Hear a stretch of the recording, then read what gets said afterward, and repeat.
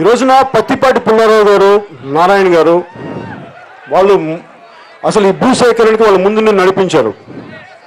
అంటే భూమి ఒకసారి మనం ఎందుకు ఆకాశ హర్మ్యాలు కడతాం, ఎందుకు అపార్ట్మెంట్ కల్చర్ ఎందుకు వచ్చింది, భూమిని ఇలా విస్తరించదు కాబట్టి మన అపార్ట్మెంట్ కల్చర్ వచ్చింది. అంటే తక్కువ భూమిలో ఎక్కువ మంది నివసించేలాగా. మరి అలాంటప్పుడు ఒక రాజధానికి ఇంత పెద్ద చేయాలి అంటే అది నిజంగా మీరు ఆకాశ హర్మ్యాలే మన ఏమైతే మిగతా స్థలాలు దేనికి ఒక మాస్టర్ ప్లాన్. ఇప్పుడు మనకు ఒక సింగపూర్ నుంచి వచ్చిన అదేదో నాకు ఎగ్జాక్ట్ పేరు మర్చిపోయిన కంపెనీ పేరు, ఆ కంపెనీ వస్తున్నప్పుడు వాళ్ళ మాస్టర్ ప్లాన్ ఏంటి అవన్నీ పబ్లిక్ డొమైన్లో పెట్టండి. నేను సలహాలు సంప్రదింపులు ఇచ్చేంత నాకు స్థాయి లేదు, కాకపోతే నేను ఒక అన్యాయం జరుగుతున్నప్పుడు గొంతెత్తగలను. నిజంగా సలహాలు చేయాలంటే నాకు అనుభవం ఉన్న వ్యక్తులు పెట్టుకోండి.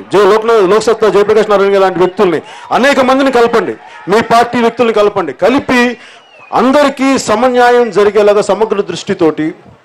చంద్రబాబు గారికి కూడా ఒక కన్ను ఎక్కువ ఒక కన్ను తక్కువ కాదు, అలాగే అందరూ సమానమైన. అందుకని మీ సమస్యను కూడా ఆయన సానుకూలమైన దృష్టితో ఆయన పరిశీలిస్తారు, భూసేకరణ చేయరని నేను నమ్ముతున్నాను. ఎందుకంటే ఒకవైపు ఒక న్యాయం చేసి ఇంకొకరికి ఇంకో న్యాయం చేసే వ్యక్తి కాదు. ఆయనకి రెండు కళ్ళు. ఆయనకి ఏ కన్ను ఒక ఎక్కువ కాదు, ఏ కన్ను తక్కువ కాదు. కాబట్టి ఈ ఉండవల్లి గ్రామం ఎక్కువ కాదు, తక్కువ కాదు, ఇంకో గ్రామాలు ఎక్కువ కాదు. అందుకే మీకు కూడా న్యాయం జరుగుద్ది, సంపూర్ణంగా న్యాయం చేస్తారని నేను చంద్రబాబు గారి ఈ విషయాన్ని మరింత మానవతా దృష్టితో చూస్తారని చెప్పి నేను నమ్ముతున్నాను.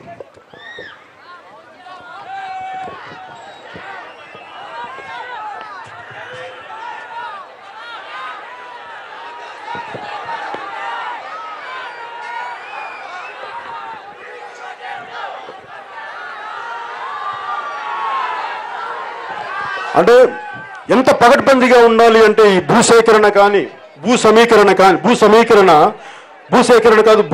ఎంత పకడ్బందీగా ఉండాలి అంటే అనేక వేల మంది రైతులు వాళ్ళ నమ్మకాన్ని, వాళ్ళ విశ్వాసాన్ని, వాళ్ళ ఫ్యూచర్ని, వాళ్ళ భవిష్యత్తుని, వాళ్ళ పిల్లల భవిష్యత్తుని, వాళ్ళ తరాల భవిష్యత్తుని తీసుకొచ్చి అందరూ తెలుగుదేశం పార్టీలో పెడుతున్నారు.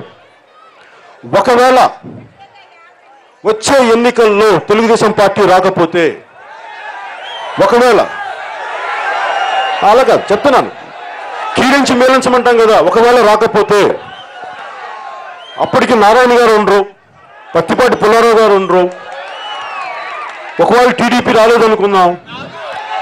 అలాంటి పరిస్థితుల్లో మరి నేను మీ గురించి కూడా మాట్లాడలా, మీరు కూడా నష్టపోయారు అనుకుందాం. కానీ ఇచ్చిన రైతులకి వాళ్ళ గ్యారంటీ ఏంటి? వాళ్ళ గ్యారంటీకి వాళ్ళు ఏ సంతకాలు పెడుతున్నారు? మేము ప్రతి ఒక్కళ్ళు నమ్మిస్తున్నారు. ఎవరు నమ్మిస్తున్నారు? ఈరోజు పత్తిపాటి పుల్లారావు గారు వస్తున్నారు, నారాయణ గారు వస్తున్నారు. ఒకవేళ అదేది రాజపత్రం ద్వారా, ధృవీకరణ పత్రాల ద్వారా ఏమీ లిఖితపూర్వకంగా లేనప్పుడు అవి ఎంత హాని కలిగజేస్తాయి? దానివల్ల ఎంత బాధ్యత ఉంది తెలుగుదేశం ప్రభుత్వానికి? నేను ఒక సినిమా తీసేటప్పుడు సినిమా ఫెయిల్ అయితే ఇంటి మీదకి వచ్చి నా డిస్ట్రిబ్యూటర్లు అడుగుతారు, నువ్వు సినిమా తీసావు, ఎంత ఖర్చు పెట్టావు, ఏం చేశారు, నువ్వు బయటికి రా అంట. సరే ఇట్లా అంటగానే ఏంటా ఇలా చేసావు, కొంచెం మా నష్టం వచ్చింది, మరి ఎలా నిలబడతా అంటారు. నాకు నేను జవాబుదారీ, మరి నేను పారిపోలేను. నేను సినిమా తీసాను, డైరెక్షన్ చేశాను, ఒకసారి చాలా పెద్ద ఫ్లాప్ అయితే మొత్తం నా రెమ్యునరేషన్ రూపాయలు తీసుకుని తిరిగి ఇచ్చేయాల్సి వచ్చింది. అంటే నేనేమంటానంటే ఒక సినిమాకే నేను ఇంత జవాబుదారీతనం వహిస్తున్నప్పుడు, ప్రభుత్వాలు భూములు లాక్కుంటున్నప్పుడు, భూములు సమీకరిస్తున్నప్పుడు ఇంకెంత బాధ్యతతో ఉండాలి? ఆ బాధ్యతని ఎలాగా మాట ద్వారా ఇస్తే ప్రభుత్వాలు ఎందుకుంటాయి? మాట వస్తే పర్సనల్ ఇది. కానీ ప్రభుత్వాలు మాట ఇచ్చేటప్పుడు కేవలం పత్రాల ద్వారా ఇస్తాయి, శాసనాల ద్వారా ఇస్తాయి. అలా ఇచ్చినప్పుడే ఏదైనా ముందుకెళ్తుంది. అందుకని దయచేసి దీన్ని చాలా తిరస్కారంగా కానీ, చాలా తక్కువ స్థాయి ఆలోచన విధానంతో కానీ దయచేసి వెళ్ళరని అనుకుంటాను. ఎందుకంటే చాలా బాధ్యతతో కూడి